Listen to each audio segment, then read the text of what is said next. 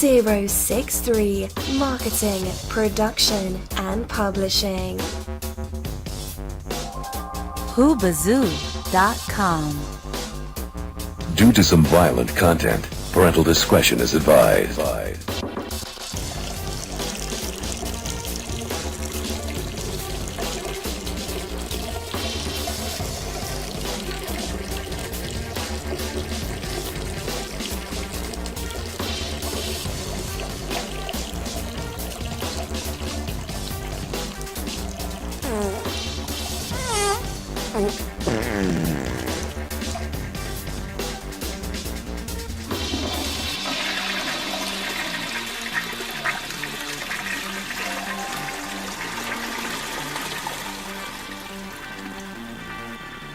Light it up, burn it down, and turn up.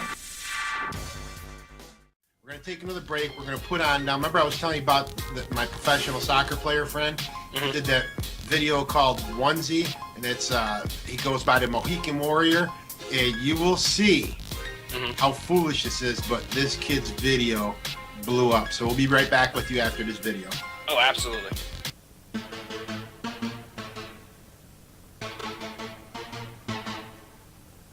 Yeah, you know what time it is. That's playoff time in the MASL, baby. You can't do it alone, you gotta unify. So that's what we mean when we're saying it's a onesie nation. Tacoma Stars. Once upon a time, a game was on the line. It happened in the playoffs, it was double overtime. The San Diego Sockers came around to take us down. I can't believe the season, man, they beat us in our hometown. Fans lost their mind, we're on the losing side. But with satellites among us, the Tacoma Stars will shine. Our season isn't over, we still got a chance to win it. With onesies and our game face on, we bout to get it. Onesie Nation, Onesie Nation, we always at war, we don't take vacation. Onesie Nation, we stand as one, that's our onesie motivation. Onesie Nation, we always at war, we don't take vacation.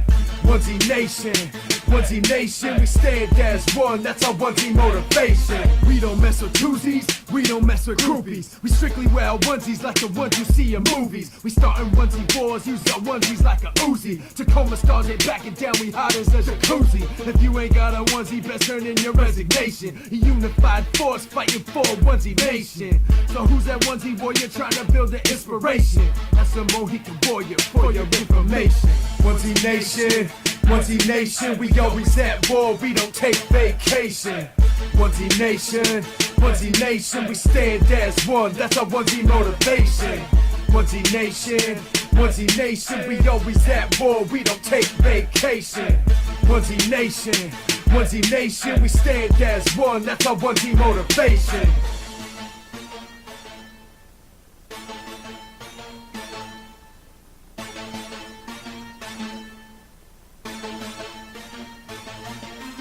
Onesie Nation, something sweet, full body cover, fuzzy feet. Fight to the last breath, impress the masses. Tacoma Stars won't accept defeat.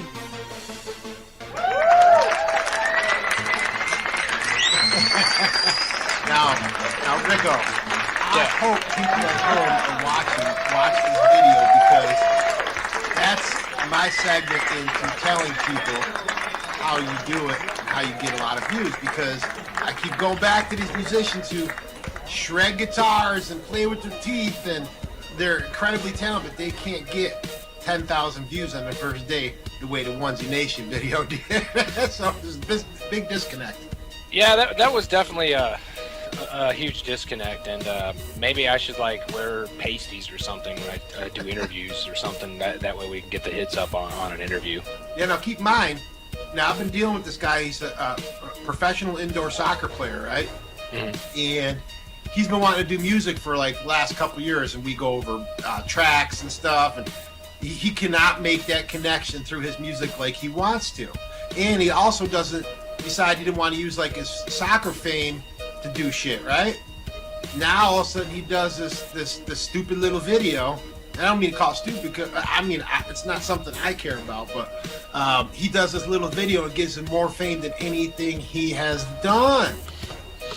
Yeah, it just people will watch anything nowadays, and like you could put a video of you like picking your nose and flicking boogers on the wall, and people would watch that just to see how hard it hit or the splatter that it made. What drives me nuts too is like you go on Facebook or on Twitter nowadays, and there's like this whole like group of people that are all into fucking popping pimples, and I'm like, seriously? Really? Yeah, seriously. Like there's this like cult of people that apparently like popping pimples and fucking smearing that shit. It's like disgusting. So they have like smear campaigns and shit? Yeah, definitively have smear campaigns. They're smearing their fucking oily ass nose all over fucking whatever, God's green earth. And listen, pretty sick. And I don't want to say, because I want to retract what I said. I said stupid video. Mm-hmm. He's a very good friend of mine. Very close with him. We've spent a lot of time over the last couple years discussing things and stuff like that. He's a great guy. When I say stupid video, I'm meaning like I'm still in that rock star frame of mind of how production is and what I think is going to be. But obviously my disconnect is he connected with his fans. And they to the point where people seeing this video and kids were doing remixes of those videos and posting them on his walls. So I don't want to call it a stupid video. I didn't mean it in that sense. Like I said, my head is still wrapped around some other shit, you know? Well, you know, unwrap it. You know, don't let it be wrapped around some other shit. Unwrap the head. Yeah, you know? Yeah. At the end of the day, out of all the things this kid has done, this has been the most successful thing, and to me, it's the most simplest thing he's ever done. No, the joys of a webcam. Onesie Nation. Yeah, absolutely. Onesie Nation. That was unique, to say the least. Yeah, so Rick-O, another thing I did want to touch down base with you a little bit, because one thing that I do love about what I loved about following, I was gonna almost say what I love about you, but I don't love you personally. What I loved about following you, I've got enough stalkers. Yeah, what I loved about following you is just off the wall comments and speaking your mind, and you know, like for example, in politics today, you know, some of these people running for office, they say things, people take it so personal, but in their own personal life, they're probably really agreeing about a lot of things they hear about. So one thing I want to touch down with you, because listen, whether we like it or not, it's the hottest topic on the news every day. It's the hottest topic on social media. And I want to know, now I'm not asking this question to Rick, I'm asking this question to Rick-O. Okay. I want to hear what Rick-O thinks of the state of politics these days. And also, where are you going for? As far as the state of politics goes, it's a bunch of pansy-ass crybabies that are saying that we need to do this and that and change and reform and reform and reform. And I think they need to shut the hell up about it, because it's gotten to the point to where I feel that these politicians have pacified our youth and have taken away a lot of our essential freedoms that me and you both grew up with. And to be quite honest, it's sickening that and me and the old lady talk about this all the time about fem-Nazis. Fem-Nazis are ruling this fucking country. Oh, well, we think football is too dangerous, so let's pacify football. And even it goes even deeper into, like, you know, now they're trying to pacify certain things in MMA and in boxing, and, you know, people getting concussions. Look, people are going to get concussions. It's a sport. It's dangerous. When you put your ass on the line every day for millions of dollars, I'm not paying you fucking millions of dollars worth of revenue, you know, that you're making as a fan. You know, I'm not throwing my money in the pot to sit there and see you become a pansy. And these politicians, they push their lobbyists on, you know, the White House, on Senate, on everything else. So in all honesty, I think that it's good that we actually have somebody that is not a non-politician, or that is not a politician, but at one time has been a lobbyist, trying to go for the White House bid, and he's bringing a big ass uproar about it. While all these career politicians, and I do say career politicians as in career welfare and AFDC holders, because that's exactly what they're doing, who can spend 40 to 80 years on Congress and Senate, continue to screw us over, the people, the hard working class. Well, you know, you said something funny when you mentioned the MMA fighting, right? Mm-hmm. Well, in New York State, it's the only state that it is not legal to have MMA fights, right? Not anymore. Right, not anymore as of the other day, right? Yes. And so the mayor comes on the news and says, because he doesn't want MMA here for whatever the lobbyist reasons, for whatever reason, right? And he says to me, MMA fighting is nothing's gayer than MMA fighting. He says nothing's gayer than two guys rolling around on a mat hugging each other. And I could not believe what that guy had just said. This coming out of the voice of Rosie O'Donnell's brother, who honestly I could give a shit less about Rosie O'Donnell. So he can take his feminazi loving ass elsewhere because real New Yorkers fight. Is that who made the comment? I thought it was the mayor of New York or something like that. It was Rosie O'Donnell's brother. He's on the whatever, the city council or whatever you guys have up there. He's on the council. That's Rosie O'Donnell's brother that said that. Yeah, no kidding. That's stupid, man. That's and anyone saying. And she's the biggest feminazi on the face of the planet. I can't stand the woman. I'd much rather see her fall over and die and have mold grow out of the crack of her ass because she's a bloated fucking sack of water. Yeah, well, it was funny when Trump made his derogatory comments. One of them said, "No, only Rosie O'Donnell," right? Mm-hmm. Nobody really gave him shit for him saying that about Rosie, but he said a flat-chested chick, and they're all over him for that. So, like, it is, like you said, it's being politically correct is what's causing us a lot of problems in this world, I believe. Mm-hmm. And beyond what people can think, because the media is portraying such things. Like, I have all these young kids coming up to me all the time, and this drives me nuts because I don't tell them who I'm voting for, who I like. I always keep that to myself. And they'll come up and say, like, I went to a party last week, and they say, "Man, I'm so happy to have all my friends over tonight. Especially the thing that makes me happy since there's no Trump supporters here, because all Trump supporters are stupid." And I just went, "Hello, I didn't say I wasn't a Trump supporter, and I'm not saying anything, but who are you to tell me I'm stupid?" You know, so it gets people really, and especially in my neighborhood, I've realized, if you like Donald Trump, it's almost saying you're a member of the KKK. That's how much he's hated. Yeah, and I see that in a lot of social networking as well, especially with a few of my African American friends, where they think that because the guy from the KKK was like, "Oh, I support Trump," that immediately the KKK was on board. But there's also some of these grand wizards out there elsewhere who've thrown their ballot into Hillary Clinton, but nobody wants to talk about Hillary Clinton like that. Oh no, let it be had. And trust me, I'm a registered Democrat. I didn't vote in the last two elections because I didn't like the piece of crap that we have in office right now. And I mean that, with the biggest term of endearment, piece of crap, because this guy has completely fucked this country up, and he's allowed these feminazis to get a hold of a lot of different aspects. Look, man, I'm all about love and freedom of press, but there's a difference when you're becoming oppressive and you're oppressing other people and taking away their beliefs. Look, man, if you don't want to like Muslims, you don't have to like Muslims. If you don't like Christians, you don't have to like Christians, but at least respect them. But I do believe, though, when you're on a platform of influence, thousands and millions of people, you kind of have to be a little bit smart about some of the things you say, because Trump does say some pretty stupid shit. And if you're trying to win an election, I mean, are you going to be this way when you are president? Because, listen, you also want to influence kids in a positive manner, something they can look up to. So if they're looking up to someone who says all this shit, I mean, that's not good either. I don't think that's good. Well, I mean, you can also take a look in history.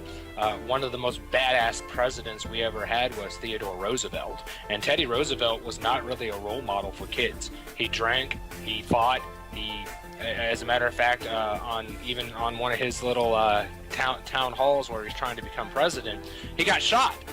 And they called bullshit, and he peeled his fucking clothes off and showed everybody the bullet hole, and then went back to delivering a powerful 18-minute speech.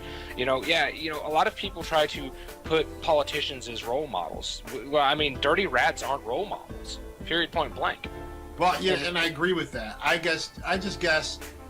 just feel he should tone it down a little bit, at least till he's elected, because then it's not going to matter. Right, absolutely. Once you're in the office, it takes an act of God. I mean, look, they impeached Clinton, and he still didn't leave office. Well, that's funny, because when Clinton got busted, when he got caught getting head in his office, right, by Monica Lewinsky. Like, I was like, how the fuck does this guy not get fired? And after, I mean, this is crazy, right? I started seeing how corrupt things are at that moment, right? But then I also looked at it like this. If I had to fuck Hillary, I would be getting head from somebody else too.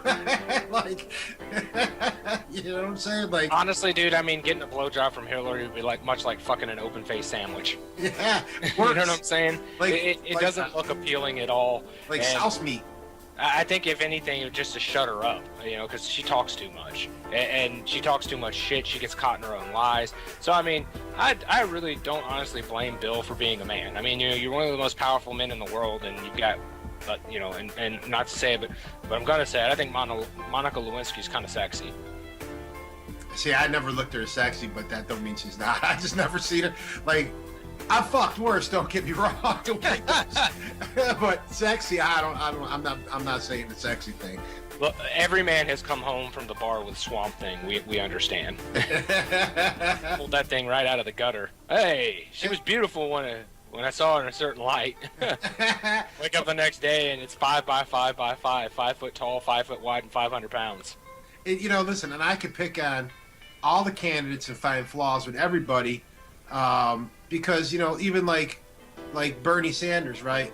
A lot of these young voters love him because he's promising them free stuff. He's really not promising free stuff. They're not paying attention. They're just only hearing the free stuff. So with Bernie Sanders, I believe out of all the candidates are in this picture right now, he's the best guy. I think he really cares and really gives a shit about people. I just don't think his ideas are going to work. I don't think he's a bad person and wants to cause evil or has an agenda. I think he really believes his ways are going to work, but they're just not. I don't see them working. And this brings up something that really sucks. We have a socialist president already, and people have now just starting to realize that. But we're not a socialist country. This country was never the great dream was to never be socialist. I've always been told, you work for everything, you earn everything by your hard work, and Bernie Sanders, getting things to where, we can take money from here to put towards free college, or, we can give this for free and that for free. Look, man, this is America. There aren't no fucking more handouts. I'm done handing out. It's about time we took back the things that our values back to where, you know what, you work hard, this is what you get. So the guy next door's got a Jaguar and a pretty wife and a beautiful dog and a wonderful looking backyard, and you're driving a fucking 1970 Pinto. You know what, you obviously didn't work hard enough in your life. And that's the whole thing of freedom. You have the freedom of choice. The choices that you make affect you, and you have to be 110% responsible for your choices and for your own actions. And I think that's what the problem with the youth of today is that they were forced to be living with their moms and dads under their moms and dads insurance until they're 26. So of course they're going to take the free fucking ride. Or mom and dad weren't copacetic enough to throw the little birds out of the nest and been handing them things for free. And I have a younger brother who's 12 years younger than me, and I take a look at him and the way that he does things and the way that his life is, and it's like, dude, you've semi got your shit together, but I mean, what did you do with your life? Look, as a teenager, we were the last generation of go outside and play. Now it's dangerous out there. Let's coddle our kids and throw them an Xbox, and when they're bad, we'll just like cut off the internet to the Xbox. No. This is what happened when I was a kid. I got my ass busted. I fucking got all my shit taken out of my room and put into storage, and I got a book, a desk, and some paper and a pencil. That's all I got. But if you were born in this era, you'd probably be doing the same things that they're doing.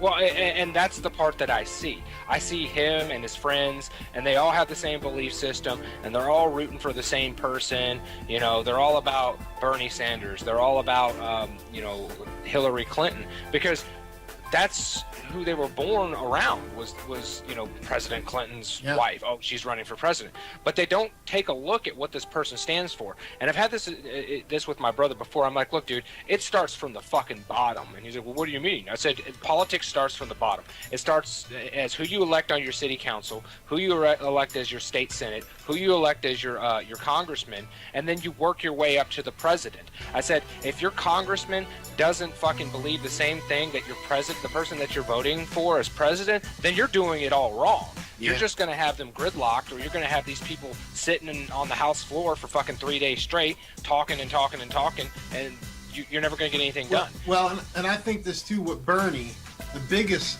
problem I see with Bernie, and the main reason why I think his shit ain't going to work, because one thing he's doing, he's putting way too much faith in people. And let me tell you something, they are going to let you down and disappoint you just like they do everybody else. At the end of the day, he's putting too much faith, because I've had this discussion with Cyber. Like, I have friends, I know of 3 or 4 people, Spanish kids, right? Mm-hmm. They have kids just so they can get another check. Yes, and I know that we refer to them as breeders. Yeah. That's what we refer to them as here. Is it's just somebody that goes out and fucks whoever they want to fuck and gets knocked up just so that they can claim another kid on the income tax the next year, and they'll work a part-time job just so, you know, like maybe 8 hours a week, just so that they can keep their benefits flowing, because the benefits, you know, they change as per state. And, you know, Kentucky doesn't like people sitting on their ass not doing anything. If you're not contributing to society, you don't deserve it. And these types of breeders are collecting the welfare. They're draining, you know, medical, you know, these medical programs like KTAP, and they're draining from people who actually deserve it. Look, I think that if you're not disabled, you need to get your ass out and work. I don't care how many kids you have. Now, what I think, and this is something that none of the politicians have come up with, but how about instead of like a federal health care, how about federal fucking child care? You know, so you can get off your ass and work. Well, see, but that would defeat their excuse of why they can't work. Well, exactly. They just don't want to work. I mean, that's the end of the day. Like, I remember when I was growing up, when you were applying for things, you had to run through 10,000 hoops and lines, and man, and then you got rejected. You had to reply again. Right nowadays, I know people, even with their health care, like they call up and they could be making decent money, right? They could, let's say they're making 40, 50 grand a year, okay? They'll call up and say, man, I need some health care. Well, how much do you make? Well, I'm unemployed right now. I don't make anything. Okay, you qualify for this program. Stamp, you got health insurance. They don't even check their financial backgrounds or nothing. It's that fucking simple, because they want you to depend on them so they can call more shots. Right, and this is something that my old lady has brought up to me, and I thought about it really deeply. When we were growing up, there really wasn't food stamps.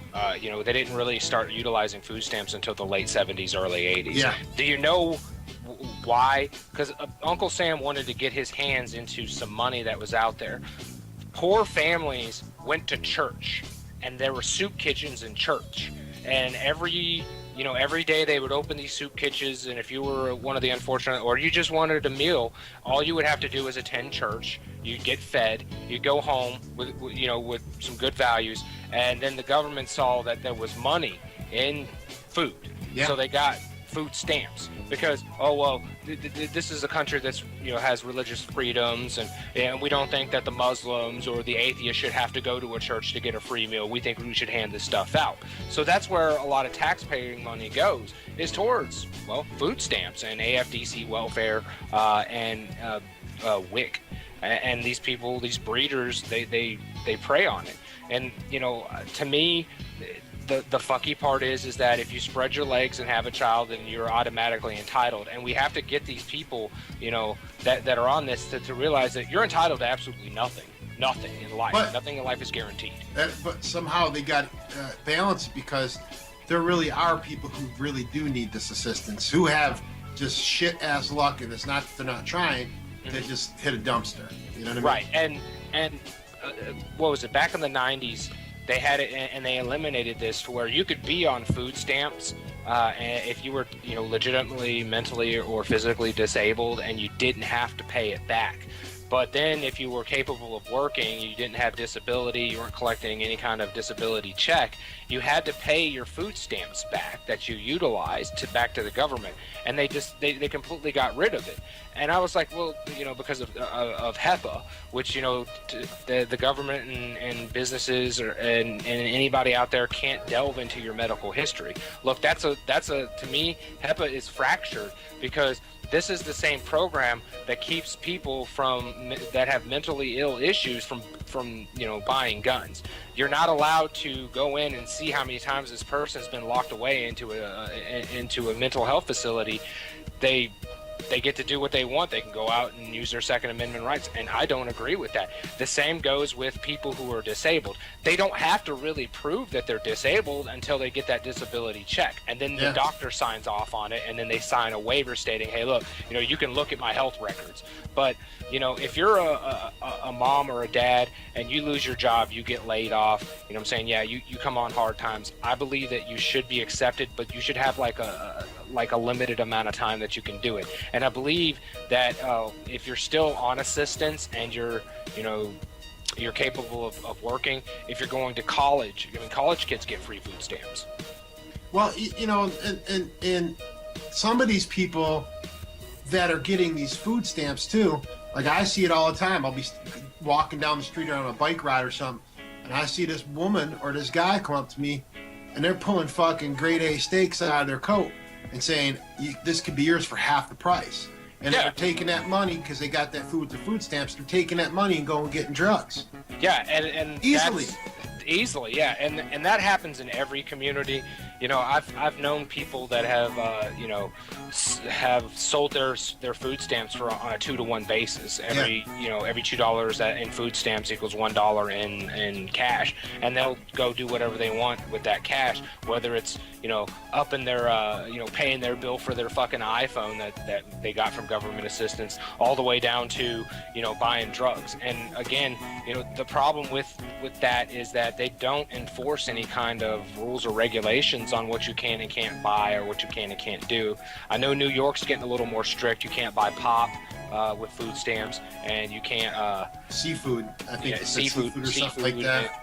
And they're even supposed to be going up to higher-ended types of foods, like grade A steaks. Can't buy alcohol. But you can't buy alcohol here with food stamps either. Yeah, it's probably like that in most areas, because think about it, everybody would be just buying booze if that was the case. We'd have a nation of poor drunk people. I remember I buy cigarettes. I go to Indian reservation to buy cigarettes, okay? Yeah, because it was tax-free. Right, it's tax-free. So here, if I go to 7-Eleven, it's 10 and change for a pack of cigarettes. I go to the reservation, it's $2, right?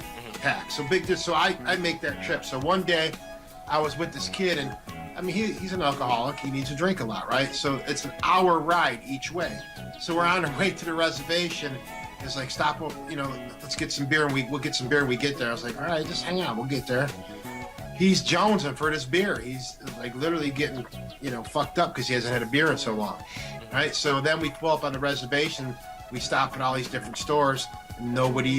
We can't find beer anywhere, no alcohol whatsoever.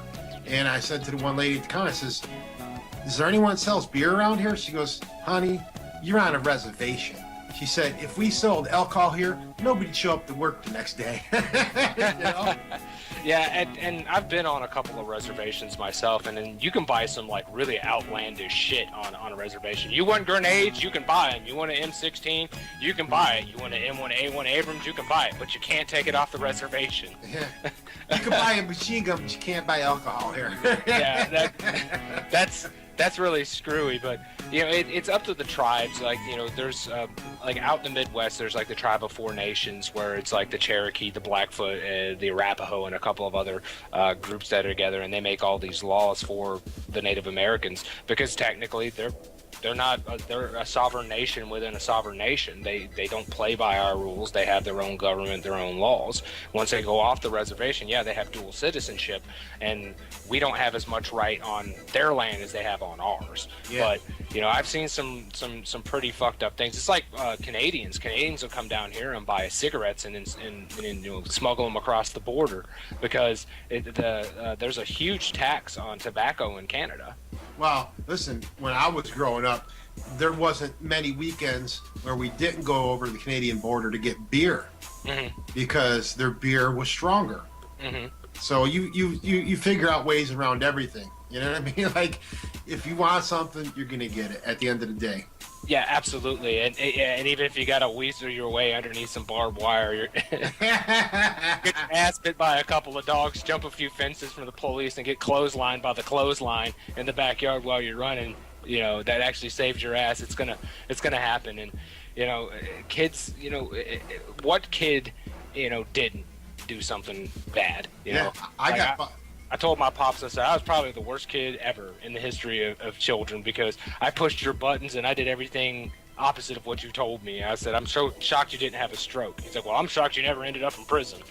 Yeah, well, listen, at my 30th birthday, my parents signed my birthday card and said, congratulations, Michael, we never thought you were going to make it to this old. I was like, gee, thanks for the support, Ma. You know what I mean?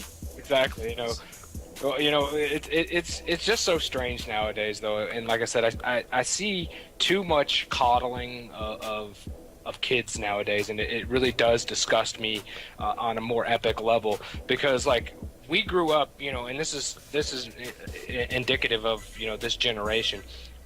We grew up. We handled it either with talking or we handled it with our fists, and nowadays, like, these kids don't.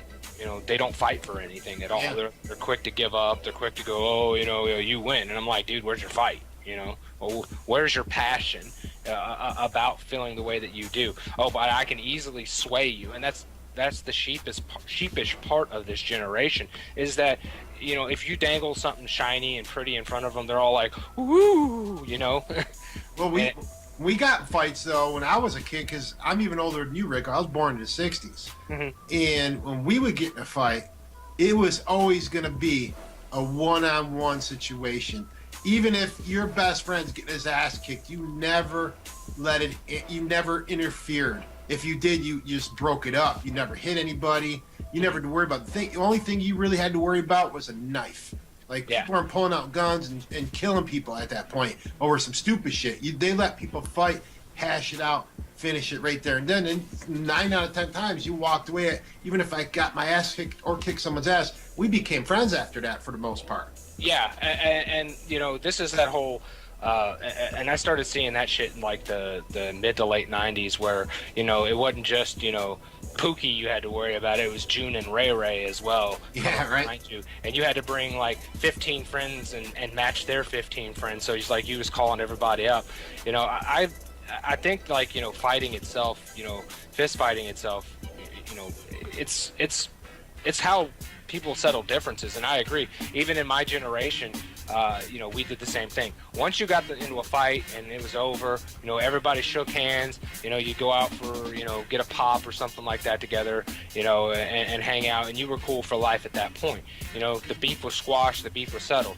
Now somebody gets their ass kicked, they run home and they're like, I'm gonna get my gun, and then, the next thing you know, like, fucking people are getting shot up in a neighborhood, or a whole family gets whacked because somebody, was a pussy and couldn't handle an ass whooping. Yeah, I mean, at the end of the day, and listen, it goes right back to politics, okay? Mm-hmm. I almost feel I'm at the point now where I can't discuss politics with a lot of people around me because they either listen to them and feel what they're feeling and say what they're saying and agree with what they're saying. If you don't do that, they're like, fuck you. Like, I don't care what you have to say. Like, the one girl said to me last week, she said, Donald Trump was a racist. So my one reply back to her was, well, even if he is a racist, okay, do you think if he's elected, he's going to ban all black people? I don't understand what you're saying. And then she said, and then, getting all the Muslims out, okay? Mm-hmm. That's wrong, and blah, blah, blah. They're people too, but yeah, this same motherfucking person is telling me if you like Trump, I'm going to unfollow you and never speak to you again. Don't call me your friend if you like Trump. You know what I'm saying? But yet you're saying, how could he say it about banning Muslims? You know what I mean? Like, you're an American, so therefore you're automatically racist. It doesn't matter what your ethnicity is. You are 110% racist against something in this country. The most racist people are Asians, to be quite honest, and I'll say that wholeheartedly. When have you not walked into a Chinese or Korean shop in New York and not been fucking eyed down like you were a piece of crap? And the Chinese and Koreans hate themselves. You know, they're like the most hating thing. But if you're an American and you're in this country, you're racist. You hate everybody else that's not American. If it's not American, fuck them. If it's made in England, fuck it. If it's made in Germany, it's not American. You know, this is not how Americans handle things. That makes you a xenophobe and a racist at the same time. I come from a multicultural family. I've got mixed uncles, natural mixed uncles. I've got, one that's African American and Native American. I've got another one that's Puerto Rican and Native American. They're the greatest guys in the world. But I was brought up, in my family that you look at people's diversities and you see their strengths, you see their weaknesses, and you never call them out on their weaknesses. You always love people for who they are, not what color they are, not their religious backgrounds, and so I've going into my professional career like that, I call it like I see it. If you're white trash, you're white trash. And I call people that aren't even white trash. I've explained before on Facebook that I think that my neighbors are white trash, and they're not even white. It's just they do some really trashy things, which is ridiculous and essentially disgusting to me. But it's okay for them to do it. And some people are very sensitive though about certain subjects, which I found out last night. And I'll be brief about it. I just brought up the Black Lives Matter movement, and I'm not going to get deep with it because there's a lot I don't understand about it as well. Mm-hmm. But I brought it up to a black gentleman last night, and it got real ugly between us. And it forced him because he thought now this is a good friend of mine. Like we've known each other for years. We've helped. We love each other, right? But when I said Black Lives Matter thing, right? He called me a racist. And then that made me flip out, calling me a racist. So it's a very touchy subject. And I realized that last night that maybe I shouldn't have that conversation with people because some people are going to take it differently. Everyone's just so uptight about everything. Like I looked at it like this. I'm not going to fucking speak to you if I don't feel we're good friends. I don't speak to fucking strangers about shit like this. I thought I was speaking to, but obviously I was wrong. And you got to be careful how you say things these days because it may be different. Especially that I shouldn't comment on it because I am not black was the main reason. Look, I've had conversations with my black friends as well, and I love my boys to death. They fucking take bullets for me, and it's some guys are very passionate about it. Some guys are like it's a fucking waste of time and it's just another movement. The big thing is that I'm one of the very few people that has been blessed with black friends that can actually come up with racist white jokes, which I find great. I'm fine with that because again, they know that I'm an equal hates opportunist. I hate everybody equally. I don't care if you're black, you're white, you're pink, you're yellow. You all stink, and we're pink in the middle. So, it's to me, when we were growing up, it was always like, you don't talk about that. You don't talk about that. You don't talk about that. And it's like, when can I fucking talk about it? Because I want to educate you on slavery. I want to educate you that there were not all white people or believe in slavery. The Irish were some of the first slaves in the country. Chinese were slaves in the country. Germans, Japanese were slaves in the country. Germans didn't believe in slavery at all. And the heart and the root of all slavery came way back when in the beginning of the Bible from Egypt, the heart and soul of Africa. So, and then the Romans, they bring up the Romans so much. And I'm like, the Roman Empire got slavery, the idea for slavery from Egypt. Hello, they were banging.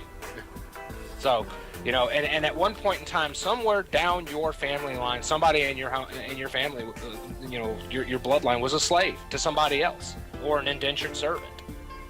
So, not everybody can sit there and say that. And look, it's been 16 generations since slavery. To me, I'm like, look, it happened to my great-great-great-great-great-great-great-grandfather too. I'm Native American, It doesn't bother me. I don't go off and try to say that like red lives matter. Look, man, all lives matter. Period. Point blank. All life is precious, and life is delicate. And the human psyche is a very, very, very thin string, and people will snap on you if you offend them. And I like being offensive. So, I take the yelling, the screaming, the threatening. Hey, I'm gonna whoop your ass because I believe in something. You know what, dude? Well, I don't You even know? think when you're getting called a racist these days, I don't even think they're thinking about slavery. I think they're thinking about all the white cops killing the black kids, and they're thinking on lines of those things. I think slavery is something they don't even think about anymore. I think the racist facts come from, like I said, every time you turn news on, there's a white cop killing a black kid and getting away with it. And this is where their anger comes. Like, I don't take it lightly that, when a black kid sees a cop, even if he did nothing wrong, chances are he's going to run because he believes that they kill all black kids. So that is a problem. You know what I mean? It's a problem, period. But again, when I see some of these videos out there, like my pops told me, and I'm pretty sure your parents told you the same thing growing up, do not fuck with the police. You do what they tell you to do, and then you get a lawyer afterwards. So if a cop pulls me over and he tells me to get out of the car, guess what I'm doing? I'm getting out of the car. I'm not going to question him until I get out of the car. And I'm like, is everything okay, officer? I show officers respect. But Rick-O, though, not to cut you off, but you're not, if you're getting pulled over, I'm sure it was because you were doing something compared to a black kid who's just being black. It's a different kind of pullover. Right, and that's why the coined term white privilege comes into play, where I've been told, well, that's white privilege. You don't get pulled over like we do. You don't get stereotyped like we do. Look, dude, I was a white kid with dreadlocks at one time. I got plenty of stereotype. I was hanging around with a group of guys that were, supposedly in a gang. I got stereotyped with those guys as well. I understand. I see it firsthand what cops do. I went to go help a friend out at their apartment. He locked himself out of his apartment one day, right? So he's waiting for the landlord to go bring his keys. And it just so happens the fucking crackheads that lived next door to him got into a fist fight. And what happens? The fucking cops come in, they pin me up against the wall, and then they line us all up, and they start asking questions. Because even though I was the white guy, yes, I was hanging out with a bunch of my black friends. And I saw that firsthand, how they got treated called boy, and how I got treated called sir. Yeah, it's definitely an issue. Yeah, and I think that maybe we shouldn't. Our police force does need to learn how to not stereotype in that aspect. That they should be colorblind or transparent when it comes to treating people differently. And also to defend. The police in a small way. I don't know what that officer just got done doing before he pulled me over. He could have been wrestling two crackheads in the back, dropping elbows on him, and got his ass whooped that day. And then he pulls me over, and he's in a bad mood. It's just like anybody that goes to work. When they come home, you don't know what kind of mood they're going to be in. Yeah. They could be in a great mood, or they could have had a shitty day and they're just angry at the world. So I approach the situation with caution, period, point blank. And I'll give you a good example.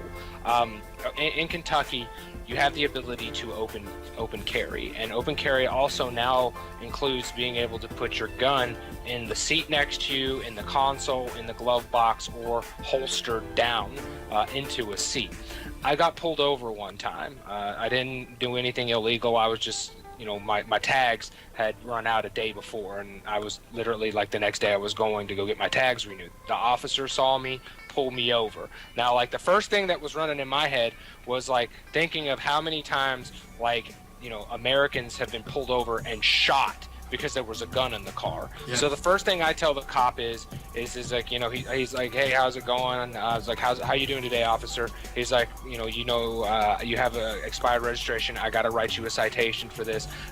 Can you get your license and registration out of your glove compartment? I'm like, cool. Hold on though. I got to let you know this, but I don't want you to freak out because I know you're going to shine your light in my car, but I am armed. I am I'm not a felon. My gun is registered to me. I open carry this, but I want to let you know for your safety that my gun is in my car and there is not one in the trigger. So the cop immediately was like, oh, well, before you get your license and registration, where is your gun holstered? I said, it's legally holstered on this side of the console. And I'm like, literally, like, you know, hands up in the air, pointing way down. It's on this side of the console. If you would like to, I can, you know, follow all instructions, but I want you to know for your safety and my own safety that I am carrying my gun. So the cop did call him back up. He stayed on my side of the car, watched me the whole time. The other cop went to the other side of the car, flashed his light, looked down, you know, opened the door up, asked me if he could look at my firearm. I said, I have no problem with that. It's not loaded. There is the magazine's in the clip, but there's not one in the pipe. He pulled the gun out. He went back to his car. He ran my numbers, and then he put my gun back and said that you have no felonies. You're not wanted for anything. You know, we really appreciate the fact that you alerted us that you are armed. Now will you get your license and registration? Because I've seen in too many incidences where not just African Americans, but rednecks have been yelled at, been pulled out of their car and beaten, you know, on the ground with a baton because they didn't alert the officer that there was a gun in the compartment. Well, I think one thing with this conversation, I think it probably would be best if we had this conversation with a few black folks on this call. No, absolutely. To me, somebody made it a point to me today and yesterday as well, too. You know, there's no way you're ever going to understand unless you are black. And that's the only way you would ever understand it. Because, as you said, we are privileged. Definitely, I see the advantage that we have as white folks. Mm-hmm. And there is definitely an advantage. It would be hard for me to say there isn't. It would be almost impossible to say that we have the same equal rights, because I see it every day. I know it's not true. Mm-hmm. But I don't feel that way because in my life, I've not seen color in years. Mm-hmm. And so I look at everybody normal. So when I'm speaking to somebody, I'm speaking to them like a human being, not even taking into consideration what they may have been through in life. Absolutely. So and it's different for me. And I agree with you. Because we see transparency, yeah. We don't see the murky soup that they see. We don't experience what they see. And it's like the comedian Dave Chappelle brought up, you know, in one of his things. Every one of us needs to have one crazy ass white friend, because that crazy ass white friend comes in handy. And you know, when I was younger and I heard that skit, you know, I didn't quite get it. I'm just like, you know, so what you're saying is you got to have one white guy that has like, you know, 5 black dudes, you know, around him. And then he went into more details, like, you know, because you know that crazy white boy that's with the group of black guys, he had to have done something really crazy to get their respect, you know. And he goes on, talks about his white friend, how like he got pulled over in the car with him, and like the white guy was like, I didn't know I can go that far, he said, or go that fast, officer, and the officer let him go. And then he said, he turns at me and he says, but I did know that I could go that fast. So, you know, now you know, you think about it, but you know, as a person who lives in an area where it's, you know, a lot of people give Kentucky a rap for being a racist state. We're not. We're a melting pot of culture here. Louisville, Lexington, even the place that I live in, Radcliffe, is right outside of Fort Knox. It is a melting pot. So, like, you just don't see these guys coming down screaming the N-word with their Confederate flags on the back of their 4x4s. That shit doesn't happen around here. See, though, I bet if you had said that to a black person, mm-hmm. they would have just crucified you by saying that. They would have crucified you. I'm pretty sure that they would have, but you know, same being, I got stationed in Camp Pendleton, in California, and I decided that I was going to go to Compton because I wanted to get a photo of me by Compton Boulevard. So what does my crazy white ass do? I get some cowboy boots, some blue jeans, and a cowboy hat, and I put that shit on, and I post it right outside the sign on Compton Boulevard. Buddy takes a picture. All the neighbors start coming out, right? Like, looking at me like I'm the craziest and I'm way fucking out of place, right? And these people come over to me and they're like, yo, what's up? And I'm like, how's it going? And they immediately, like, to most people, you know, in Kentucky, I don't have a southern accent, but anybody outside of Kentucky, I have a southern accent. So my southern accent is, like, way out there, and all of a sudden, their shit changed. It was like, here I am, I'm thinking I'm going to get my ass whooped. and they're like asking me all kinds of questions about where I'm from. Hey, I'm from Kentucky. I'm here visiting. I just want to be on Compton Boulevard, get my picture taken. These people were cool as shit. They asked me about Kentucky basketball. They asked me about U of L basketball. Like, man, you guys are like really, really good at basketball. What do y'all do there? What do you do for fun? And I mean, and they were real chill folks. And it was a unique experience for me because here I am, and I'm being stereotyping of that white kid being on Compton Boulevard. I'm thinking I'm gonna get my fucking ass handed to me, and I didn't. Everybody that was there, I mean, and it wasn't a big crowd. It was like 10, 15 people just wanting to talk because they had never encountered a redneck before in their life. Yeah. You know, because they're from the inner city, and it's like, I got one of the guys asked me if I was racist, and I'm like, no, I'm in the military, dude. I'm not racist at all. Well, what's funny is, I remember one time it was going back in the mid '90s. Mm-hmm. I was in Harlem, New York. Oh. I was selling. I used to sell photographs. I go to this warehouse and buy pictures for $3-5, sell them for 15 and 20. Mm-hmm. I go fill up my pickup truck and drive to hair salons and strip clubs. I was around hot women all day, right? Oh, damn. So I'm going through Harlem with my pickup truck with all the pictures in it. I get a flat fucking tire. It's like 3 a.m, right? Oh, shit. And so it breaks down. I got to pull over. All of a sudden, this car full of black dudes get out and says, "You need a hand with your tire?" And I mean, obviously I do. I was like, "Well, no, I don't need a hand. I just need a tire." He says, "All right, we'll get in my car and we'll get you situated. We'll go get you a tire." And I didn't want to say no because, I don't know where this is. I just didn't know what to do. I was nervous as fuck, right? It's in the middle of the night. And I said, "Well, I got my truck here. I don't want to leave my truck here." And he let 3 of the kids out of his car and said, "You guys watch this guy's truck. And if one picture's gone, you'll be dealing with me."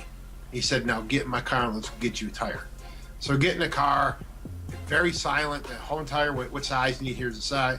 Completely silence the way back. We get back. He has his people change my tire, put it on, and the second it gets on, they let the jack down. He says, looks me dead in the eye, lifts up his glasses. He says, "Now get the fuck in your car and get the fuck out of my neighborhood, motherfucker. You're killing my business. Having a white guy in my neighborhood is killing my fucking business." I was like, holy shit. But they said, he was telling me, he's like, "Look at, man, if a white guy gets killed in my neighborhood, the fucking news is going to be here for weeks.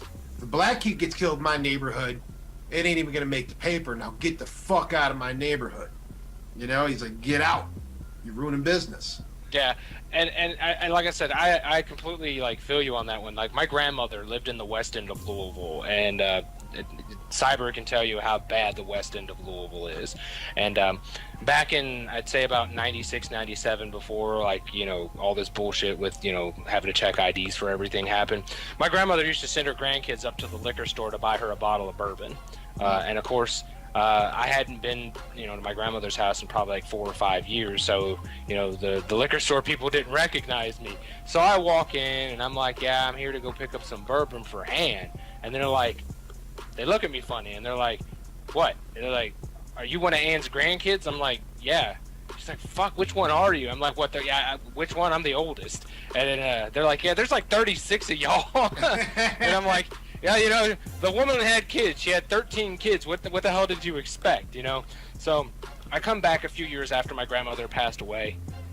My cousin's living in the house now, and I go over and I'm like, "I want some fucking beer." You know what I'm saying? So I walk in the liquor store and there's like 40s everywhere. There's no fucking Budweiser anywhere. And I walk over to the guy and I'm like, "Hey," he's like, "What's up?" I'm like, "Dude, I'm here to buy some beer. You got any like Canadian Moosehead or something like that?"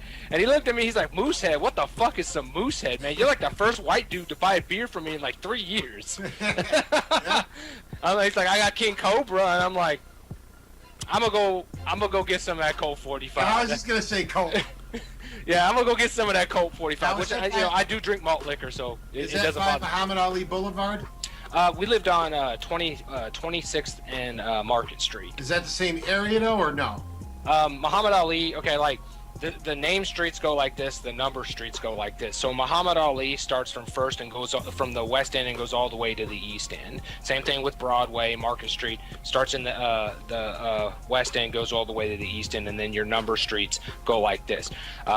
Muhammad Ali, there is a West End version, part of it, but it's like, it's kind of like, it's like apartments. You know, it's not like high-rise apartments. It's just like some middle-class apartments. Now, like when you get towards like a place called Portland and Salem, that's the fucking ghetto of Louisville. That's where like they shoot the paper dude just to take the change. No shit. Like they kill. Right. Like they've shot like 4 paper guys in the last 2 years. I'm like, fuck that. I wouldn't take that job. Does that come with hazard pay? I was asking because I've been. You remember Too Big? Yeah. Well, I've been to his house a few times. Yeah. And he lives in the hood, but I don't know if that's the real bad hood or the good hood or what. You know what I mean? If I'm not mistaken, I believe Big does live in the West End. I've never been to his house, but we've talked because he asked me like where my mom's family, you know, where my family's from. I'm like, Dad's is from Maryland all the way up the East Coast, and Mom's is from fucking Kentucky. They live in Louisville. He's like, what part of Louisville? I said, some by 9th and O, some off on the West End. And he was like, West End, like what part? I'm like, you know, 26th and Market Street. Oh shit, you're West End. I'm like, yeah. Growing up, we had to carry pocket knives. Right? You know, it's like you carry a pocket knife if you roll up the windows and you lock the door, and you know nobody says a thing to you. But yeah, it was different. Like I said, I grew up in a very culturally diverse family. So again, like I said, I'm very transparent. I don't see things like other people see them. I don't either, but sometimes I'm realizing, especially lately, that's getting me in trouble. Thinking that people know me and they really don't. You know what I mean? Like assuming, because I don't see color. Like I have just as many black friends as white friends. I probably hang out now more with black people than I do white people. And it's not for any other reason. Not saying I like black people better or white people better. I'm not. It's just I see people as people. If you're coming up my stairs, I see you as a friend. And I'm starting to realize sometimes you just got to be careful about that too, because you know I could be in a. You know, I was touring with these black dudes, right? And every 2 minutes, the N-word comes out of their mouth. Every 2 seconds. Every conversation, they cannot have a conversation without saying that word. So I'm around this for 2 months straight every day. I almost, you know, feel like I can say it because I'm hearing it all the time and use it in the right term. You know, hey, that's my, you know, this is my, you know what I mean? Man, that can't happen because I did it one day and all fucking hell broke loose. And so that's what I'm saying. I'm just thinking I'm one of the guys, and I'm not meaning it in a racist way. I was meaning it as, you know, because I've been hearing you guys say it every day for the last fucking 2 months, and it's just something you know you hear it over and over again. You finally use it. Well, and I understand that. Like with my black friends, it's the same way. Like, you know, when I was a teenager, it slipped out of my mouth, and it was like I was about to get the worst ass whooping I've ever had. I used to go bowling with these guys, you know. And with the A at the end or the ER? Yeah, the A. Okay. The A. All right. Yeah, you know, and I shot a 3 and I hit a 3, and I was like in your face, and like all of a sudden like everybody just stopped, and they were like my boy was like, dude, come here. I'm like, what's up? He's like, I'm gonna give you this. This is your one time, your only one time, and the only time I'm ever gonna say this to you after this, you know, it's ass whooping. I'm like, what's that? He's like, you don't have the right to say that. Yeah. I'm like, well, y'all are saying it, and he's like, we can say that. I'm like, yeah. He's like, but you're white. I'm like, no, dude, look. Let me go back. I am quarter Native American. All right. He's like, all right, so you're a prairie Negro. You still can't say that. And I'm like, okay, cool, dude. So what do you want me to call you? He's like, call me bitch, call me fool, call me motherfucker. But don't ever say that word in front of anybody. So, like, even with doing skits and dealing with Cyber and with Wills, they tried so hard, and Cyber will tell you the stories. They tried so hard because I do this fucking preacher voice where I sound like I'm like the blackest preacher that you've ever heard, and they had me do a skit one time, and they are trying their damnedest to get me to say it, and I'm like, dude, I'm not gonna fucking say it. And he's like, dude, you've got to say that. I'm like, why? He's like, because it puts. I said, I'm that white dude that can't say that word, dude. And he's like, well, just do it for show. Put yourself in the character. Be the Black Reverend. And I'm like, I can't say it. He's like, well then make up another word that means sounds just like it. So the term Nagrashize came out. And like anytime you've heard any of the fucking like event level shows, I still to this day it gets under my skin when I hear them. Brothers and sisters of the congregation, and you hear, can I get an amen, Nagrashize? And you hear it echo, and I'm like, fucking cyber. That's awesome. That's freaking awesome. But I think it's a touchy subject in all races, in all ways. I mean, you almost have to be like the politicians we were talking about. You almost have to be politically correct at all times, no matter what.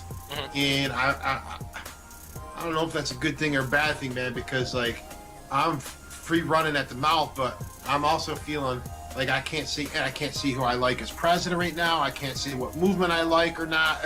To me, it's becoming frustrating to the point where I'm even gonna lock my fucking doors even more now. I'm not letting anybody up and just go online and hang with strangers. Yeah, and sometimes that's the safest way of doing things. But I tell you, there is one person that gets a buy on that, and that's Robert Downey Jr. He's the only white dude I've seen play a black man like a black man. What do you mean, you people? What movie was that? Tropic Thunder. Yeah, I remember that shit. I fell out laughing. That movie was so fucking hilarious. And even like all of my black friends are like, dude, have you seen Tropic Thunder? I'm like, yeah, dude. They're like, dude, Robert Downey Jr. is the shit. I'm like, for real? You weren't offended? Oh, hell no, dude. He fucking played that role perfectly. I'm like, seriously? I guess so he's the only one that gets invited to the barbecue. You know what it boils down to? I think it boils down to how comfortable you are in your own skin with yourself is going to determine how much you're going to tolerate.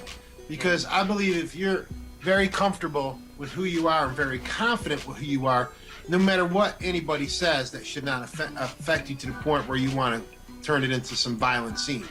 And yeah. I really think that too, at the end of the day.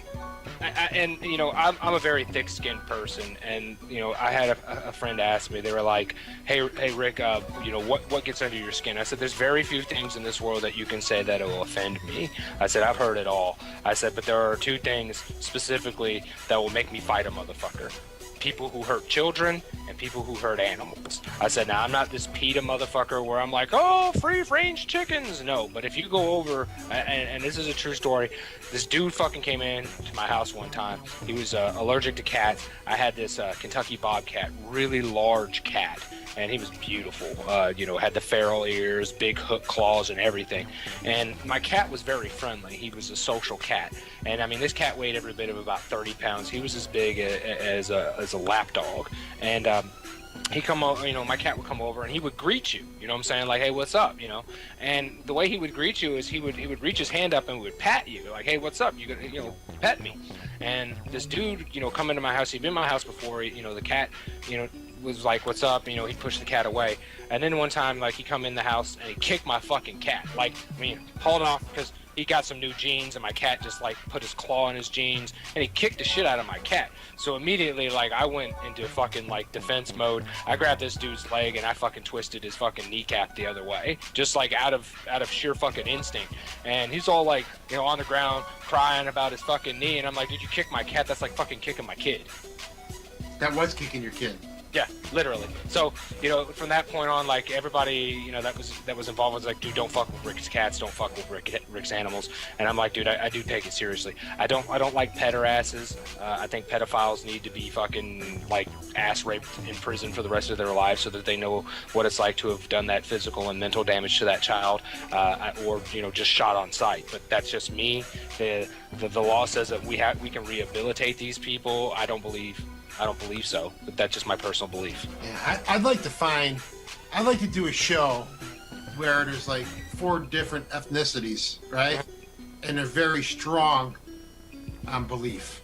I would love to fucking do a radio show like that, and really, and make sure nobody's gonna be offended. Say what you want, whatever. Explain how you feel, because like how I feel as a white person right now, and there'll be a line 10 miles long of black people telling me that I'm fucking nuts and they would like to shoot me for saying what I said. But I feel at this point in my life, I also feel I can't, as a white person, I can't voice my opinion anymore.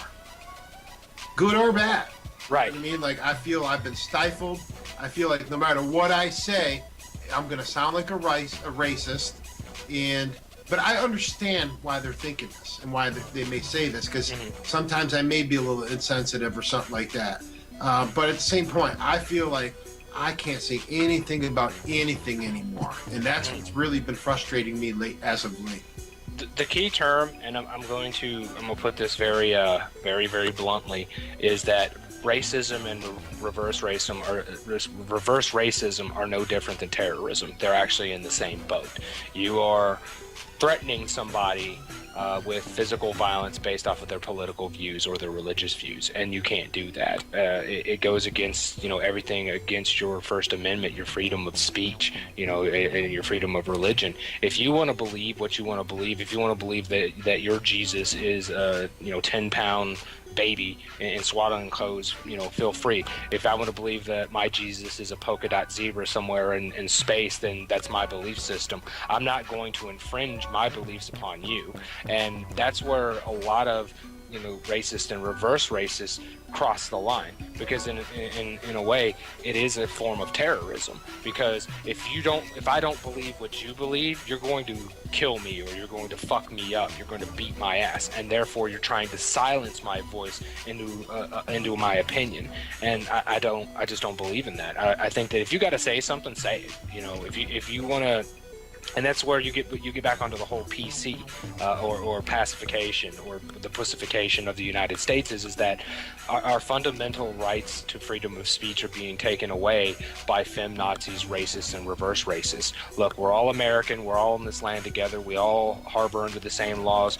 Yes, because of your skin color, you get treated different by the police than I do. And I want to change that for you so you can walk the streets the same way that I walk the streets and not get eyeballed. But we got to do this together. We can't do it broken apart. We can't do it divided. You can't sit there and say that Black lives matter when all lives matter in this country. That's again being a reverse racist, and that's what a lot of white people feel too. Is that's a political standpoint. Much like I've got friends that are in the Black Panthers, but they're and he's explained to me what they're about, and it's like I before you explained this to me, I thought this was the black version of the KKK. Yeah. Now that I understand and I've been educated by you on your standpoints, political and your belief system, I respect you a lot more. I just didn't know. It's the same thing with Muslims in the country as well. I didn't have my encounter with my first Muslim until I was probably about 15 or 16 when they built a church here. And I walked in the church because it's America. I can walk into your mosque. I walked in their mosque and I get this, these eyeballs on me like, holy crap, And I sat there and I listened to their sermon, and they were preaching it in English. And I sat there and I listened to it. And then, when I got done, the religious leader of that temple, I don't know what they call them, they're priests, but he came up to me and he asked me what I thought. And I said, look, man, there's really no difference in what you were just preaching as to what I heard Sunday when I went to my own church. I respect you.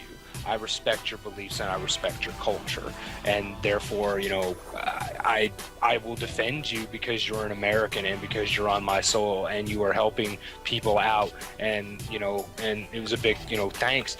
And I deal with this guy particularly in the business that I work in on almost like a monthly basis. Him, his friends, his family. He sends all of his business to me because I've built those types of relationships with people. And that's what we as a society need to do. We need to rebuild our relationships with things that we don't understand. But it's hard to build relationships when most people have double standards. Well, and you're always going to have those people with double standards. And you know what? The ones with double standards are easy to weed out from the ones that don't.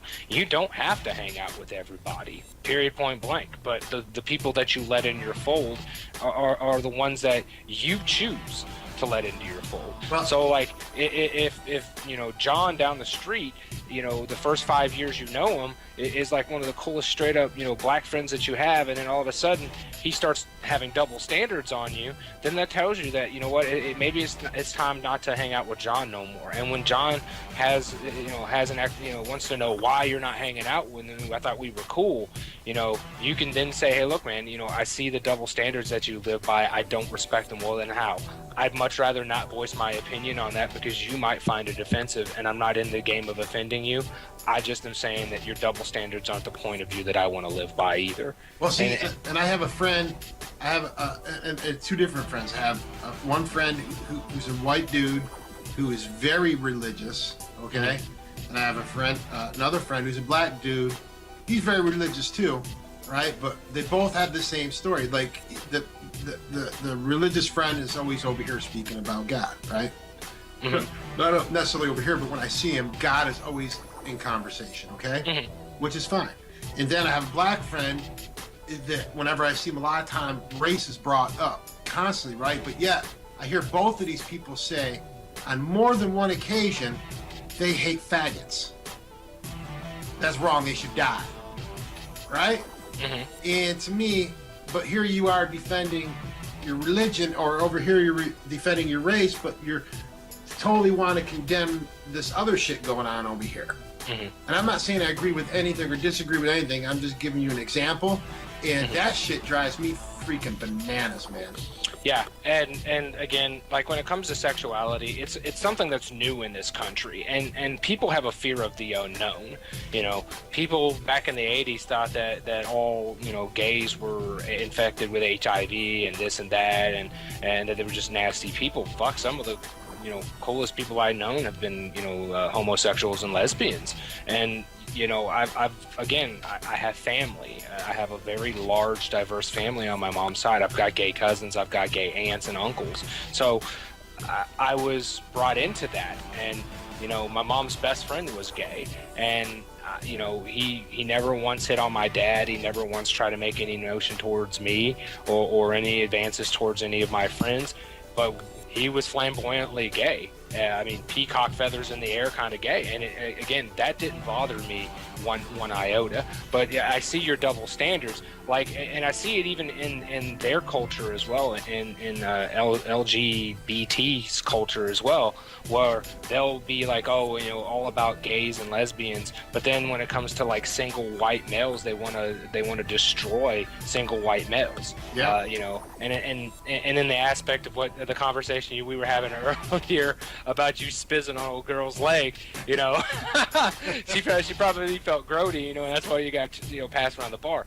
Everybody in this country is a racist, period, point blank. You either don't like gays, you don't like lesbians, or you don't like somebody of certain colors. And like I said, it's easier to be an equal hate opportunist than it is, because you can hate everybody equally. Yeah. I just judge people individually. If you're a black dude who's being a fucked up way, I'm gonna treat you like a black dude who's being a fucked up way. If you're a white dude I'm gonna treat you the same way. You know what I mean? So I guess, but like I said, I guess you just gotta really, really know the person to have that conversation with them, because some people are very sensitive to it. Some people are free. I get harassed for being Italian all the time. I have from the time I can remember till today, I have a lot of Irish and German friends who use the word Dago, Guinea, and I never once took offense to it, because I know they love me. It's just they just say some stupid shit sometimes. You know what I mean? But I get it. I don't get mad at them. I've never threatened. Don't you ever say that word? Get them. They make fun of Italians all the time. You turn on TV, you hear it. You know what I mean? I'm not saying I want to hear it all the time, but it never really offended me, because, like I said, it's being comfortable within your own skin and having the confidence in who you are in life. Yeah, and there are some people that you can joke around about that. Like, my ex-sister-in-law, she was Jewish and German, and of course, she was very racist. She used to call me a Kraut and a Mick, because I'm of German and Irish descent as well. And, she would come up with just some crazy racist terms, and I'm like, at first I didn't know how to handle it, because she's like, you're a McCrout, and I'm like, what the fuck is a McCrout? And she's like, it's a Mick and a Kraut together, and that's exactly what you are. And I'm like, okay, I don't know whether to be scared or offended. And then I turn around and she's like, you know, aren't you going to hit me back with something? I said, no, I just had to save you from putting your own head in the oven. Yeah. That's fucked up. You know, you can't say that about Jewish people and German people. I said, well, you're a walking dichotomy. Yeah. Well, you're a juxtaposition. The funniest thing about it, too, is like I have some of my Irish friends over the years who I heard them put down Italians more than anything else, right? Mm-hmm. And they always wind up marrying an Italian and having kids. Usually the kids take on their Italian heritage and not their Irish heritage or German heritage. They, like my nephew is half Italian, half Irish, but he only talks about the Italian part. He don't talk. He's got a tattoo about flamingo and this and that and that. You know, it's just funny how people see things. You know, but listen, who are we gonna say we're gonna change this in overnight? It's been going on since the beginning of time, and it's probably gonna go on to the end of time. And that's just the way it's going to be, and you know you got to deal with it at some point. You know what I mean? That's just how it is to me. But like I said, who the fuck am I? You know? Yeah, it's like it's like a Insane Clown Posse in one of their songs says, "Fuck skin color, everybody's blue." Then what all those bigots do? Yeah, right. That's instead of your skin tone, they'd hate your eyes.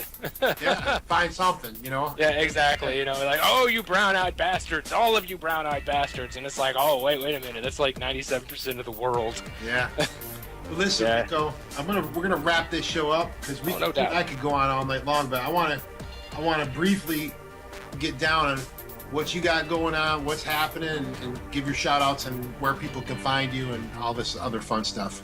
Absolutely. Anybody can find me on Facebook. You just type in Rick-O on Facebook. Like, don't go to facebook.com/Rick-O because I don't know what the actual name is. One word or two words? Rick and O. Okay. Letter O. You can find me on hatchetradio.com, hatchetradio.net. You can find me on Twitter under the real Rick-O. And also, I got a couple things coming up in the next couple of months. We're going to be starting a super group, a Hatchet Radio super group show called The Most Insane Show You've Ever Heard, live on Hatchet Radio. We're going to be doing a lot of interviews, working with a lot of artists. I've also got a coming project going on where you will actually be able to hear me troll people live on video games such as World of Warcraft and Call of Duty as I'm popping their heads and, of course, face planting. So that's coming up. Otherwise, like I said, I want to give a couple shout-outs, though, to everybody at Hatchet Radio. Leffy, of course, like Wendy's been like a big supporter and somebody that's always been in the backgrounds.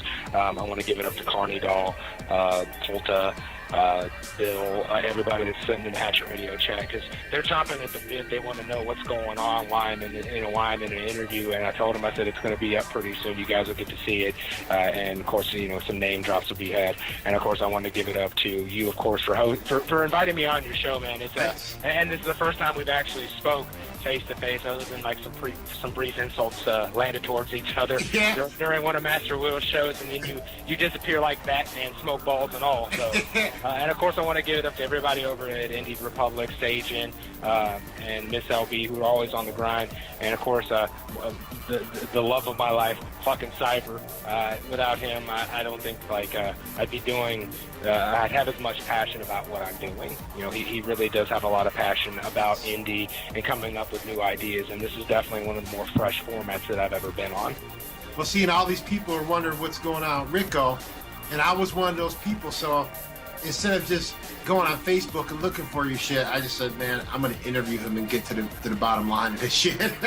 Absolutely, dude. It's been a fun interview. Like I said, most people don't get to see both sides of this guy, you know, and you've brought out both sides, Rick-O and Rick P. So it's been an excellent interview for me. I've had a lot of fun doing this. So I hope we get to work with you sometime in the future, because it's been an excellent idea. Absolutely. I couldn't agree with you, and I really appreciate you taking the time and stuff, because what I did come away with today also is I realized that I love Rick, right? Mm-hmm. I fucking hate Rick-O, man. But I love to watch Rick-O more than I love to watch Rick.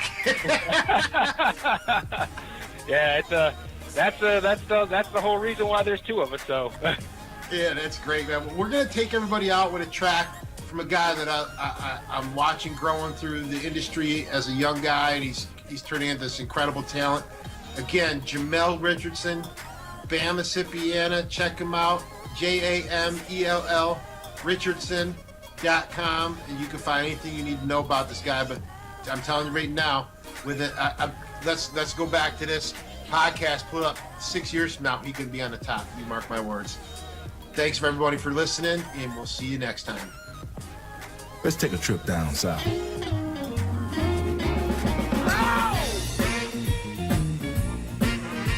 Are you ready now?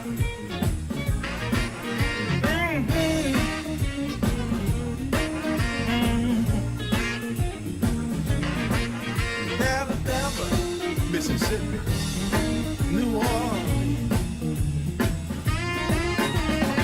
It's a lovely day. You got nowhere to go. Get in your car and ride down to the Gulf Coast. Nothing like the Gulf Coast. From Alabama, Mississippi, to New Orleans. Go down to the hangout, get you something to eat. Listen to some music while you stretch out on the beach. Nothing like the Gulf Coast. Alabama, Mississippi, to New Orleans. This is what I call it Mississippi. You don't know what you done to me, yeah. Oh, Mississippi, ain't nothing but some good heart people. From Alabama, Mississippi, to New Orleans. Come on, take a ride with me. I'm gonna take you to another place that you never been. From Mobile, Alabama, down to Biloxi, Mississippi. Go down to Bayfest, get the party jumping. Drive out to the casino and play me some roulette. At the boulevard, nothing like the casino, y'all. The only place in America I can lose my money and still bring home my girl. I call it Mississippi.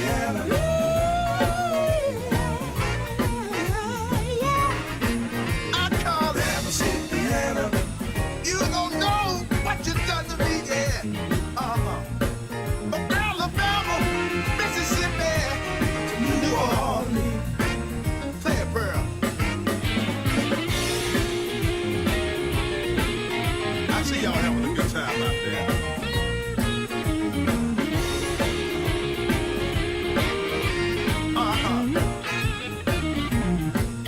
From Alabama, Mississippi, New Orleans. Oh, I'm from Mississippi. Say, you don't know what you done to me, yeah. Mississippi. Ain't nothing like the Gulf Coast. Mississippi. We having some fun today, baby. Mississippi. Are you ready? Are you ready? Yeah. Nothing like the Gulf Coast. Nothing like the Gulf Coast. Nothing like the Gulf Coast. Nothing like the. We going to Louisiana now, baby. Go down to Bourbon Street. Give me some food there and gumbo. Hey, y'all ready? Here we go. Mississippi, sing Mississippi, Mississippi, Mississippi,